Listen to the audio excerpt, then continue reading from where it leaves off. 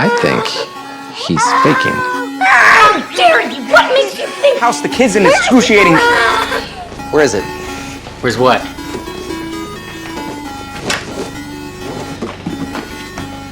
His idiot son distracted the orderlies so that Daddy Deathwish here could down a bottle of isopropyl.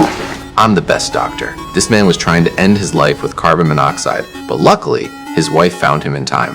It turned out that he'd been suffering from severe, widespread pain all over his body. After seeing dozens of doctors with no answers, the constant agony finally pushed him to give up. Even after all the tests, no one could pinpoint the cause. So, I suggested they search his home for possible causes. Then, they found a large quantity of painkillers and a ton of quail meat. We suspected wild quail meat caused rhabdomyolysis, which could be the source of his pain. I immediately ordered a full muscle tissue biopsy. But during the test, the man suddenly felt sharp pain in his arm and then went into cardiac arrest. Upon further examination, the doctors found a bubble in his intestinal blood vessels. They believed that this bubble had blocked his vessels, leading to his symptoms. So, they decided to do an angiogram to check for more bubbles. However, as they were reporting to me, I instantly realized the problem. I stopped the testing and checked the man's IV line. Then, I found a crack at the connection point was a clear tooth mark.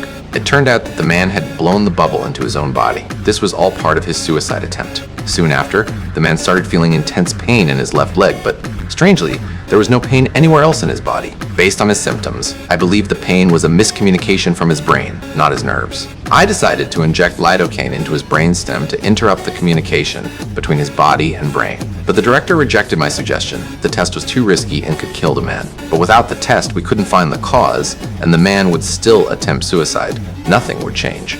Eventually, she agreed to let me proceed. After the injection, the pain was still there. I immediately realized my diagnosis was wrong. When we were at a loss, I thought of another possibility. Maybe he had overdosed on painkillers. As the pain faded, his brain mistook the drug's residual effects for pain. So, I decided to stop the painkillers and see if his condition improved. But without the painkillers, the man experienced 10 times the agony he had before. Dr. Foreman thought I was torturing the patient, but this was the only plausible explanation I could come up with, though it still turned out to be wrong. The next day, his wife asked me to continue providing painkillers. She had given up on treatment and accepted that her husband might commit suicide at any moment. I chose to respect her choice. Just as I was ready to abandon the case, a move by the repairman sparked a new hope in me. I went to the patient's room and asked him if his pain first felt like a groin kick. His surprised expression confirmed my suspicion.